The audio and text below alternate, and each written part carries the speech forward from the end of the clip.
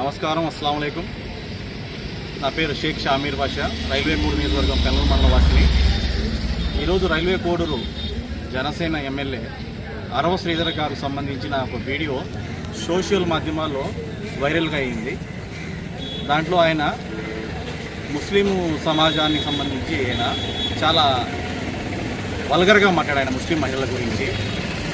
దీని గురించి ఒకసారి ముస్లింలుగా మేము స్పందిస్తూ ఇది ఎమ్మెల్యే గారి హుందాతానికి తప్ప వ్యక్తి కాదు, ఇలా బిహేవ్ చేయకూడదని చెప్పి పెనగూరు పోలీస్ స్టేషన్లో ఆయన ఫిర్యాదు చేయడానికి వచ్చాము.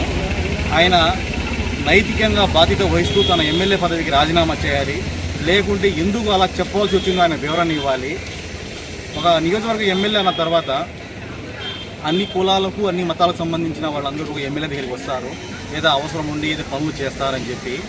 తన దగ్గరకు వచ్చిన మహిళల పట్ల అతను ఇంత నీచంగా బిహేవ్ చేస్తాడు, వాళ్ళ గురించి ఒక కులానికి సంబంధించి మాట్లాడతాడని మేము ఎప్పుడూ ఊహించలేదు. ఇలాంటి వ్యక్తికి మేము ఓటేసి సిగ్గుపడుతున్నాము. సార్ పవన్ కళ్యాణ్ గారు, మీకు రిక్వెస్ట్ చేస్తున్నామండి, ఇలాంటి వ్యక్తిని దయచేసి మీరు పార్టీలోంచి అతన్ని బర్తరఫ్ చేసి బహిష్కరించండి. ఇది పద్ధతి కాదు. రేపు ఇతను ఏ మొహం తీసుకుని అరవ శ్రీధర్ అనే వ్యక్తి మహిళల దగ్గరికి వెళ్ళి ముస్లింల దగ్గర ఓటు అడగలుగుతాడు? ఇది పద్ధతేనా? అతను మాట్లాడాల్సిన మాట అయినా అది? అతను ఎమ్మెల్యే అనే స్పృహలో మాట్లాడుతున్నాడా, లేకుంటే ఎమ్మెల్యే కాదని అతను అనుకుంటున్నాడా? ఎంత దిగుజారుడు మాటలతో మాట్లాడుతున్నాడు. ఇంతవరకు అతనికి సంబంధించి ఎన్ని వీడియోలు వచ్చినా కూడా మేము ఎవరము దాంట్లో కలగేసుకోలేదు. అది ఆయన వ్యక్తిగత విషయాలు మేము తలదూర్చుకోనుకున్నాం.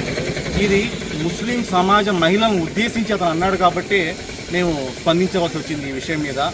దయచేసి వీలైన త్వరగా అతని మీద మీరు క్రమశిక్షణ చర్యలు తీసుకొని ముస్లిం మహిళల యొక్క గౌరవం కాపాడతారని ఆశిస్తున్నాను.